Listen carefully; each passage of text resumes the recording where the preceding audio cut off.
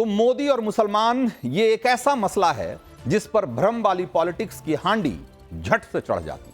और इसकी ताजा मिसाल देख लीजिए कि कल प्रधानमंत्री नरेंद्र मोदी कतर के अमीर शेख तमीम बिन हमद अल थानी का स्वागत करने के लिए सारे प्रोटोकॉल तोड़कर एयरपोर्ट पहुंच गए। पीएम मोदी ने बड़ी गर्मजोशी से कतर के अमीर का स्वागत किया, उन्हें गले लगाया, स्वागत में खड़े अपने मंत्रियों और अधिकारियों से उन्हें मिलवाया। कतर के अमीर के चेहरे पर यह मुस्कान जो थी वो बता रही थी कि वो पीएम मोदी की इस जबरदस्त मेहमान नवाजी के कायल हो चुके हैं। लेकिन कूटनीति के इस मसले में राजनीति फौरन चालू हो गई। कांग्रेस की प्रवक्ता सुप्रिया श्रीनेत ने मुलाकात की इन तस्वीरों पर तंज कसते हुए क्या लिखा, जरा वो जानिए।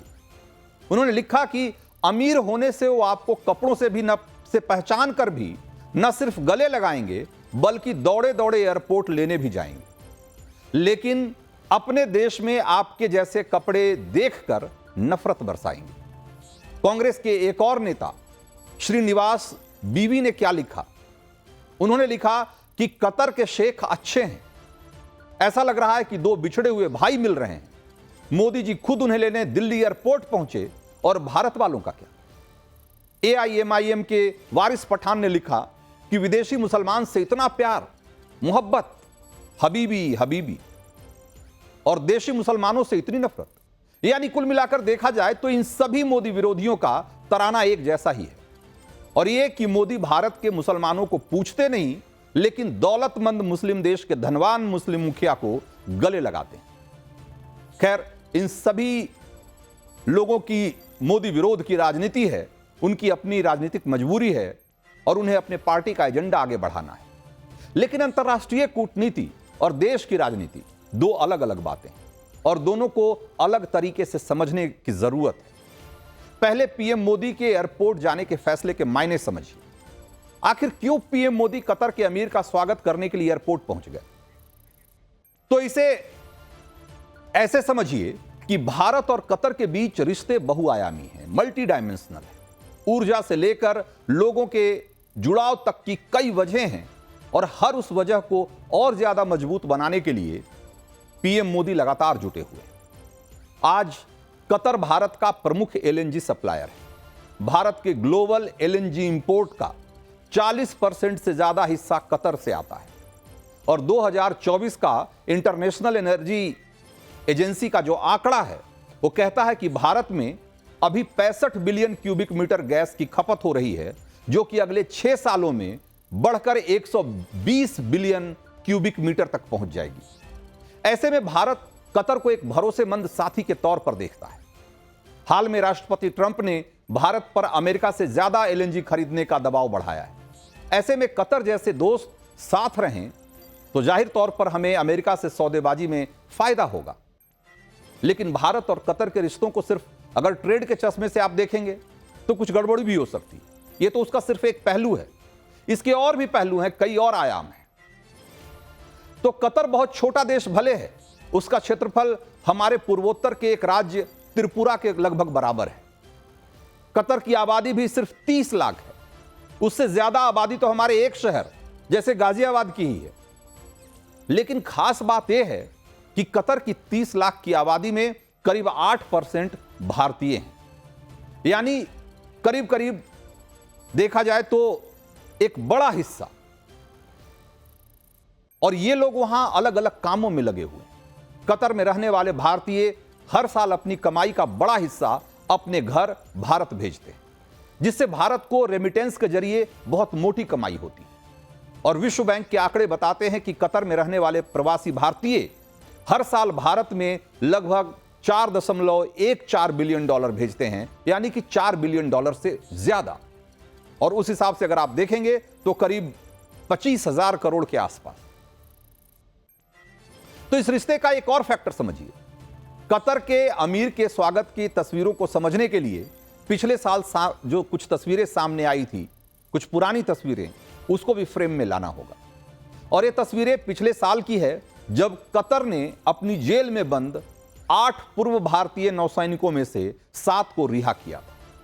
वो सकुशल भारत लौट आए थे। उन्हें इजरायल को गुप्त सूचना लीक करने के आरोप में कतर की अदालत ने मौत की सजा सुनाई थी, लेकिन पीएम मोदी की अगुवाई में कूटनीति के बाद कतर के अमीर मीर तमीम बिन हमद अल थानी ने 8 में से 7 पूर्व सैनिकों को न सिर्फ माफ कर दिया बल्कि उन्हें सुरक्षित भारत भी भेज दिया। कतर के अमीर ने पीएम मोदी की शब्दों की मर्यादा रखी थी। हमारे देश के पूर्व नौसैनिकों को एक नई जिंदगी मिली थी। उनके इस एहसान के लिए अगर पीएम मोदी उनका खास तरीके से स्वागत करते हैं तो इस पर किसी तरह की सियासत क्या अच्छी बात है? सिर्फ विपक्षी पार्टियों का इसे फ्रस्ट्रेशन न कहा जाए तो और क्या कहा जाएगा? कतर ने नौसैनिकों की रिहाई के मामले में पीएम मोदी की पहल का मान क्यों रखा, उसके पीछे भी एक और कहानी है। साल 2017 में मिडिल ईस्ट में कई देशों ने यह कहकर कतर का बायकॉट कर दिया था कि वो आतंकवाद को बढ़ावा दे रहा है। सऊदी अरब ने तो कतर के विमानों को अपने यहां एंट्री बैन कर दी थी, लेकिन उस वक्त मोदी सरकार ने समझदारी दिखाई और कुछ समय के लिए कतर के साथ व्यापार को स्थगित जरूर किया लेकिन बंद नहीं किया, और जैसे ही हालात सामान्य हुए ट्रेड को फिर से रफ्तार दी। संकट के समय भारत ने कतर को सहारा दिया था, इसीलिए कतर हर मौके पर भारत का साथ देता है। भारत और कतर के रिश्तों को समझने के लिए, कतर के अमीर के इस खास स्वागत को समझने के लिए इस्लामिक वर्ल्ड के भीतर कतर की स्टोरी को भी समझना होगा, क्योंकि कतर की यह स्टोरी कई मायनों में बहुत इंस्पायरिंग है।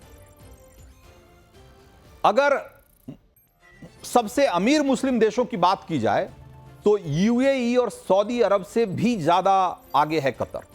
कतर में प्रति व्यक्ति आय सालाना करीब 75 लाख रुपए से ज्यादा है। कतर तेल और प्राकृतिक गैस बेचकर बहुत मोटी कमाई करता है और कतर में नागरिकों और प्रवासियों की आय पर कोई टैक्स नहीं लगता, जिससे उसकी बचत और खर्च की क्षमता बढ़ जाती है।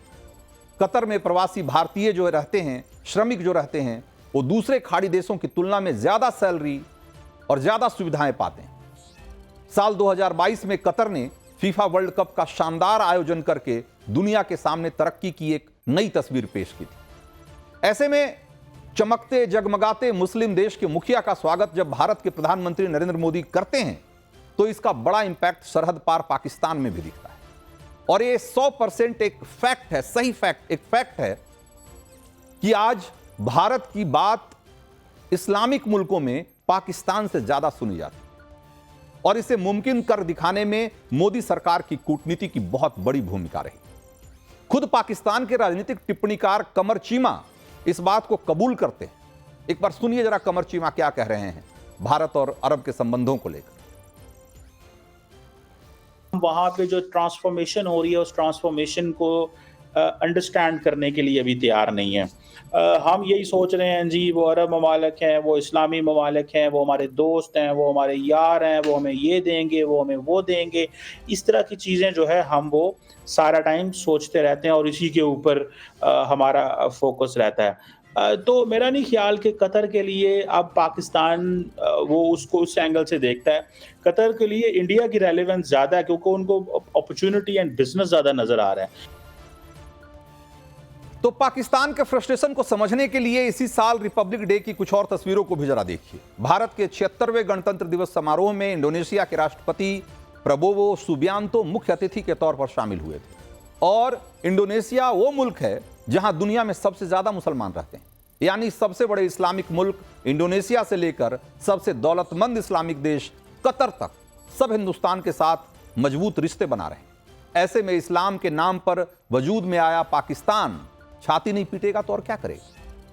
और सोचना उन्हें भी चाहिए जो मोदी के मिशन को माइनॉरिटी पॉलिटिक्स के छोटे से चश्मे से देखते हैं और बहुत ही एक संकुचित फ्रेम में देखने की कोशिश करते हैं।